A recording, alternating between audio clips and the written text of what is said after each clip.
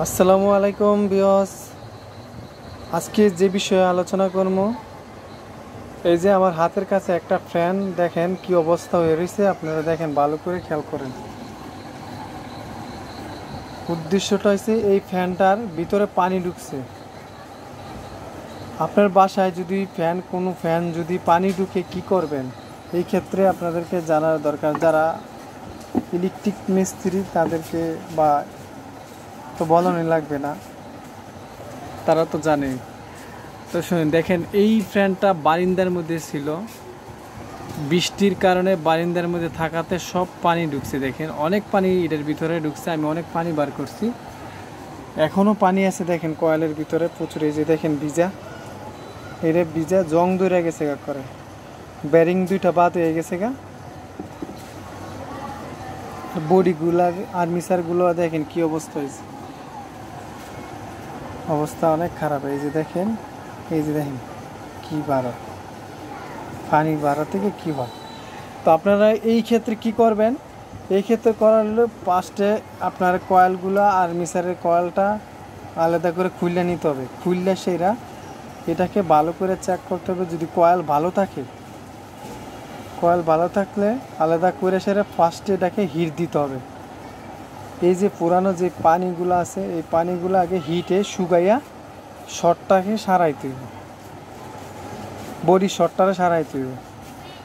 সারানোর পর আপনারা এটাকে পুরাটা আবার বার্নিশ করতে হবে, নতুন করে বার্নিশ করে তারপর হিট দিবেন। কারেন্টে হিট দিতে পারেন, বা এমনি খোলা রাখতে পারেন, বা রোদে দিয়ে রাখতে পারেন। আপনার যে কোনোভাবে এটাকে হিট দিয়ে কয়েলটারে গরম করতে হবে, আর্মিসারটাও গরম করতে হবে, কয়েলটারও গরম করতে হবে। গরম করে দেখতে হবে শর্ট আছে কি না, এই শর্টটাকে সারাইয়া সেরা তারপর এটাকে আবার মুচ্ছা ব্যারিং আবার দুইটা নতুন লাগাইয়া, তা আবার সেম টু সেম একসাথে এটা বসাইতে হইব।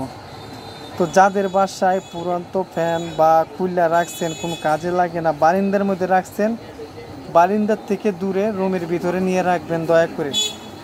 কারণ বারিন্দার ভিতরে রাখলে বৃষ্টি হলে ফ্যানের ভিতরে পানি গেলে ফ্যানটাই বাদ। এই যে দেখেন এই ফ্যানটা বাদ, নতুন ফ্যান খুললে খালি রাখছে, চলতি ফ্যান। এখন ফ্যানটা কয়েল ঠিক আছে থাকার কারণে এটা অনেক খাটনি করতে হবে, ব্যারিং পাল্টাইতে হবে, বার্নিশ করতে হবে।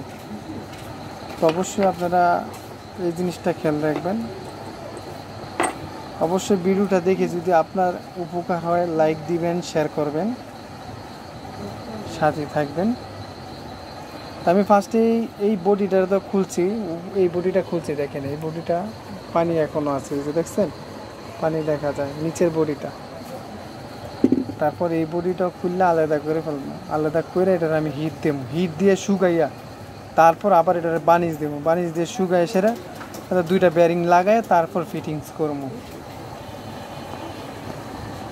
ফিটিংস করে অ্যাপোদা ক্যাপাসিটার কানেকশন দিয়ে অ্যাপোদা চালাম। এভাবে আপনারা করবেন। অবশ্যই ভিডিওটা দেখে ভালো লাগলে লাইক করবেন।